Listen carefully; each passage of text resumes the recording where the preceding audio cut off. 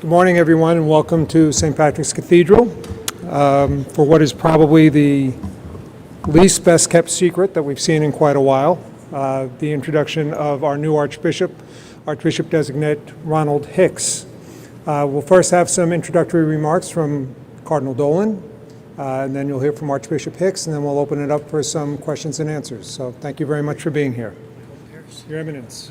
Folks, good morning, a blessed Advent, a blessed nearby Christmas. You are always welcome at America's Parish Church, you know that, so thank you for being here today. Almost 17 years ago, I was the one being introduced, and it was a great privilege for me that my first stop was to meet with the press of New York City, because it's through you that we're able to communicate to our people and get the word out. So thank you for being here this morning.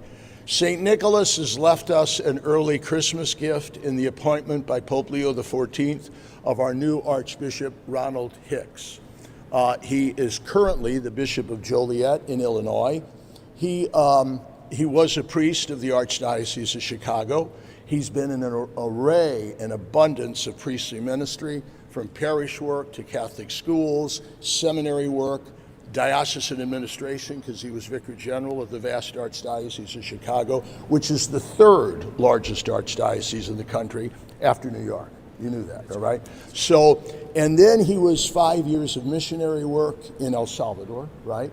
So he's, and for the last 5 years, you've been Bishop of Joliet, immensely qualified. So you are probably going to wonder if I knew him. I don't. But I'll tell you this, the last week since I found out, I've gotten to know him, and I already love him and appreciate him and trust him. Is there sadness in my heart? Sure, because I love the Archdiocese of New York.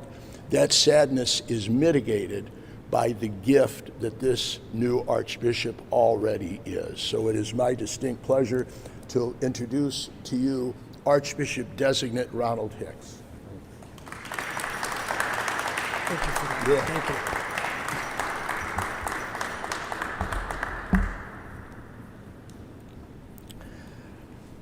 Cardinal Dolan, thank you for that introduction. Good morning, everyone, and peace be with all of you. I just wanted to begin by saying thank you for being here. My name is Ron Hicks, and I have visited New York about 10 times in my life. And every time I have visited, I have said to myself, I love it. I love the culture, the food, the energy, the plays, the neighborhoods, but especially I love the people. I love the people from all over the world who call this place home.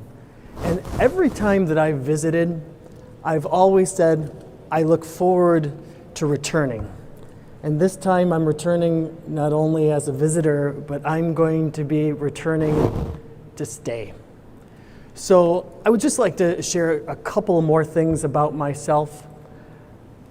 My parents, Ron and Rosalie Hicks, are retired high school teachers, and they raised my brother and I in the south suburbs of Chicago in South Holland, Illinois, which is right next door to Dalton, Illinois. Now, South Holland and Dalton might not mean anything to you, but Dalton is where our Holy Father, Pope Leo XIV, grew up and is from. And our houses are literally 14 blocks away from each other. So I would like to simply begin by expressing my heartfelt gratitude to Pope Leo XIV for this appointment. And I'm getting used to the microphone system here also. But I want to thank him for my appointment here. As someone who has dedicated a portion of my priesthood to serving in Latin America, I have a deep affinity with the Holy Father and a tremendous respect and confidence in his leadership. I'm also grateful to Cardinal Christophe Pierre, our Apostolic Nuncio, for his trust that he's placed in me. When he called me to share the appointment, I told him that simply, I want to do the will of God. I asked him to tell the Holy Father that I say yes with great humility and that I accept this appointment with an open heart. In my 31 years of priesthood, I was formed in Chicago, in the Archdiocese of Chicago, under the care of Cardinal Bernardine, through the witness of Cardinal George, and by the mentorship of Cardinal Supich. For all of them, I'm deeply grateful. Now, let me begin with potentially my first controversial statement. I'm a Cubs fan, and I love deep dish pizza.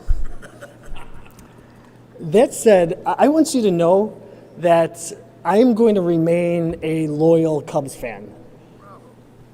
However, I am going to start rooting for the New York sports teams, and I already love your pizza. I love it a lot. I've spent the last 5 years of my priesthood serving as the Bishop of the Diocese of Joliet in Illinois. It's a wonderful diocese, and I'm going to miss the clergy, the religious, and the laity there. I've oftentimes told them, because of them, during my 5 years, I have felt happy, grateful, and blessed to be their bishop. Together, we have worked with some missionary zeal to catechize, to evangelize, and to put our faith into action as disciples who make disciples. I also want to take this moment right now to express my deep gratitude to Cardinal Timothy Dolan. You're welcome. For his extraordinary dedication and leadership in the Archdiocese of New York. I'm profoundly grateful for the many ways that he has shepherded the Archdiocese of New York and for the kindness that he's already shown me. I've been deeply touched by his graciousness and his generous expression of support of me. In a truly magnanimous spirit, he said to me, "Ron, I want you to do well here, and you have all my support." New York is rich in energy, languages, cultures, and people. As excited as I am to get to know the city and the Archdiocese and all who call this home, I'm also very aware that these are complex and challenging days, especially as we face issues of life, faith, justice, peace, and healing. Still, I feel the hope that so many to our shores had that came through this very harbor here in New York, including my own family. I am committed to working with the great variety and diversity of faith leaders and civic leaders to keep that hope alive and to make real the promise of the golden door by acting in mutual respect and working to uphold human dignity. I'm committed to learning about the issues before our church, including the funds the Archdiocese has set aside to help resolve sexual abuse claims. As a church, we can never rest in our efforts to prevent abuse, to protect children, and to care for survivors. While this work is challenging, it's difficult, it's painful, I hope it will continue to help in the areas of accountability, transparency, and healing. I very much look forward to working closely and collaboratively with the priests, the deacons, the religious, the lay leaders of this Archdiocese, and I look forward to getting to know you and them, and you and them getting to know me. Together, I hope that we can listen, discern, pray, and serve faithfully as we move forward in hope. También quiero que ustedes sepan que tienen un obispo que no solo habla español, sino también tengo un corazón enorme para la cultura latina y la gente hispana. Yo pasé un año trabajando y viviendo como un voluntario en México. Pasé 5 años trabajando en Centroamérica, viviendo en el país de El Salvador. Y también yo tengo 2 sobrinos de Colombia, tengo compadres puertorriqueños y tengo muchos amigos que vienen de la República Dominicana. Yo quiero caminar con todos ustedes así, juntos como hermanos y hermanas. And I realize I've been watching the news feeds and the social media a little bit. I haven't dove a lot into everything that's being said. But I realize there's a lot of people out there who right now are trying to figure out, who is he? What does he stand for? And if you want to know the core of who I am and what I stand for, you should know this. I love Jesus with my mind, heart, and soul, and I strive to love my neighbor as myself. My desire is to be obedient to the Holy Spirit and to do the will of God, serving with a shepherd's heart. I trust and I surrender my life and my will to God, and with great humility, I accept this appointment. I ask for your prayers. I ask for your support as we take these next steps together.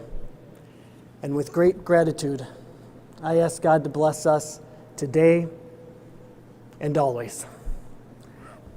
Thank you, and thank you. Well done. You're off to a great start. Thank you. Have time for a few questions. When you do ask your question, for everybody's sake, if you could identify yourself and the outlet you're from, be greatly appreciated. Stephen? Stephen Schreiner, the newsroom. Your Excellency, welcome. Thank you. Your Eminence, you were in this spot almost 17 years ago. What was the advice you wish you had gotten then that you'd like to convey to His Excellency? I did get the advice, and I appreciate it, that New York is a warm, welcoming city. They will love you. You will come to love them. That worked, and I love New York. I love this archdiocese.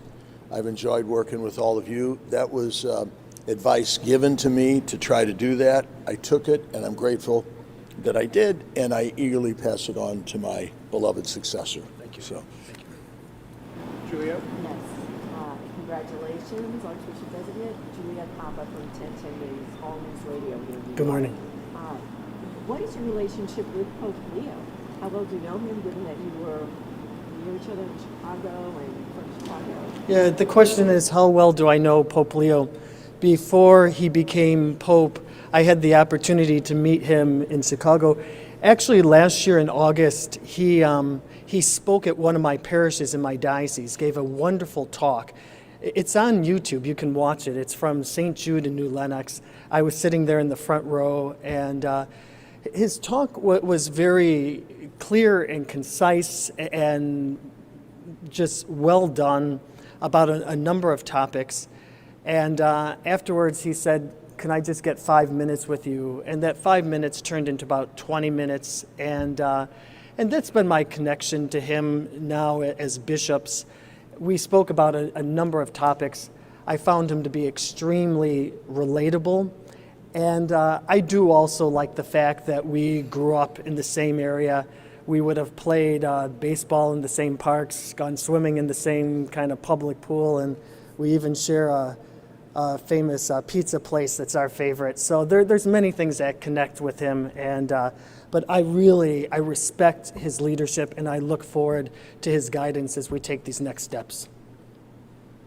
Yes. Gabby Acevedo with WABC, congratulations on this designation with Cardinal Dolan. Thank you for everything and for always being a guide. I guess one question for each Cardinal, did you feel like you accomplished what you set out to do when you started 16 years ago, and later for the Archbishop designate? If you could also share in English and Spanish, that connection with Latin American population, if the issues are sort of the same in the Diocese of Joliet as in New York, as we look at the current status of the Latin American immigrants. Thanks for asking. You asked me if I feel I've accomplished what I set out to do. No. And that ain't bad, because there's always a lot left to do, and I'm glad he's here to do it.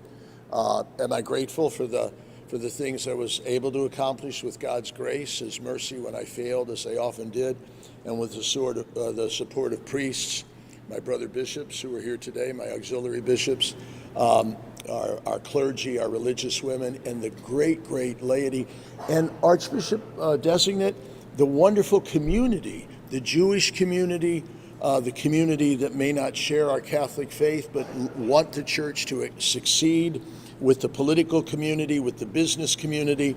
They're all behind you. And this is a great city, and you're going to love it. So thanks for asking. And I also appreciate the question you had about people from Latin America and this part of the church here. You noticed in my remarks, I took a moment to speak in Spanish. And what I said in Spanish is that we have a bishop, I speak Spanish, but it's more than that. I was really formed by the Latino church, and I have a great heart for the Latino community. And so we have someone who not only speaks Spanish, but understands that this community is a vital part of the church. And I think what you're going to see in me is that I love all people. I like your remark that New York is made up of not only the Catholics from all different ethnic groups, which I love and I relate to. My ethnic background, I'm kind of you're a few generations out American. I'm a combination of Irish and German and Polish, and but I've spent a lot of time living in Latin America, in Mexico, and in El Salvador, and working all throughout Central America. So as everyone comes together to make up this church, including the Hispanic population that I love so much, I'm just looking forward to doing it in a spirit of great collaboration, of some unity, some love. And my last remark, there's a beautiful song in Spanish. I look forward to walking together as brothers and sisters. Yes, sir. Leo, and just to follow up with that question, a lot of immigrant communities now are favor, kind of worried about immigration for some time. I think a lot of people are favor like where you stand on that kind of fear right now in immigration. Sure. The question was talking about immigrations, things connected to ICE, and some of my feelings about all that. I'm proud of the statement that the USCCB, the United States Conference of Catholic Bishops, recently put out about immigration and about the necessity to make sure we have a country that does protect our borders and we keep our laws. That's right. And also be a country that upholds human dignity, respect, treating each other well, and making sure that anything connected to these policies are connected to due process and again, with a great deal of respect for humanity, our brothers and sisters, how we see each other, how we relate to each other, all in that context of human dignity. Tony Aiello, CBS News, New York. I'd like to ask both His Excellency and His Eminence, every decision the Pope makes is kind of parsed and analyzed. This is the first major bishop appointment that Pope Leo has made. Is there a message to be read into the choice of Ron Hicks, and do you feel like you are part of the message?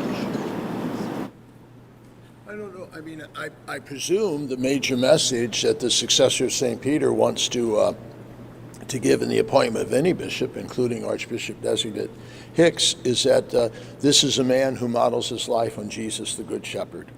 And he's going to love and take care of his people. He's going to preach the truth with love. And I think, Tony, that's probably the major criterion that he has. And I'll tell you this, after a week, I'd say to the Holy Father, bingo, you did well, because that's a good description of this guy. No, thank you for that. And it's I trust highly in the Holy Spirit who's leading and guiding our Holy Father, and that he too wants to do the will of God, and we cooperate with that. And is he trying to send a message? I'm not sure, but I'm here to serve. I'm here to be obedient and loyal. And what I've seen in him, I highly respect. I love his focus on keeping the mission of the church at the center. I love his apostolic exhortation, the first writings he put out on the poor and our need to really be a church that accompanies the poor and the marginalized and everyone together. So it's, I think there's just a great affinity that we have, and I can't get into his mind actually as to why he chose me, but if that's what he's asked, I'm happy to say yes. Just one follow-up. Sure. You had just started a major initiative in Joliet called MAKE, empowering Catholics to make disciples for the Lord. Do you see bringing that to New York? Yeah, thank you so much for asking that question. I just released a pastoral letter in October, and it's called Make. And it comes from the gospel where Jesus tells his disciples, and he tells us, go out and make disciples. And it's an effort of evangelization. I want a church that is thriving, that is growing, that's alive, that's relevant, and we do it all in the name of Jesus. It's worth belonging to, it's life-changing, and we've had some great energy with it. Back in the Diocese of Joliet, I want them to continue in that movement forward, and I want to keep some of those things that I've been so passionate about catechizing, about evangelizing, about putting faith into action, another way of saying it is I want people to grow in their faith. I want them to grow in what they know about God and the church, how they love God, and then how they serve others, how they put that faith into action, and that we do it together. Maybe one more question? Sure. Good morning and welcome to New York. Thank you. I'm Paula Martinez from Diocese of Joliet, the Diocese of Brooklyn. As you get to know New York City, you'll also get to know your fellow bishops, your fellow New York State. Do you know the Bishop of Brooklyn, Robert Brennan, and how do you feel? How do you anticipate your working relationship with him? You asked a very good question of how do I relate to the other bishops around New York, and if I know the Bishop of Brooklyn. Yes, we've met. I'm that type of bishop. I've been a bishop now for 7 years, and at all of our conferences, anytime we're together, I'm the type who, if we're in the lunch line, I stick out my hand, I say, "Hi, I'm Ron Hicks, who are you?" And I like getting to know them and collaborating with them, and I enjoy people, and I enjoy my brother bishops. So as I get to know this portion of the country better, I look forward to getting to know him, all my brothers here, and doing it just in a great spirit of collaboration and unity. Thank you very much, everyone. Appreciate it. We have a very busy day. As you may have seen on the schedule, Archbishop Designate Hicks and Cardinal Dolan will concelebrate Mass here at 2 o'clock this afternoon for the employees at the Catholic Center, our annual Christmas Mass. That Mass will be live streamed at stpatrickscathedral.org/live. And of course, you're welcome to attend that Mass as well. Thank you very much.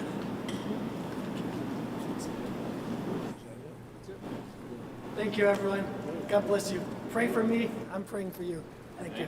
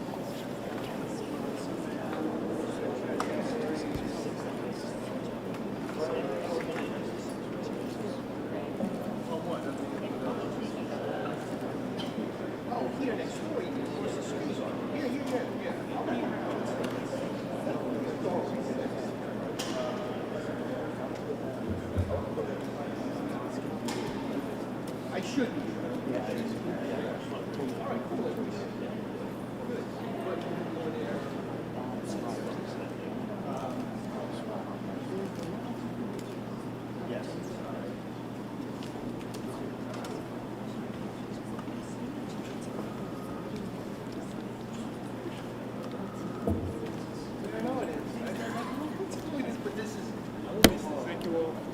Thank you all for being here. Appreciate it.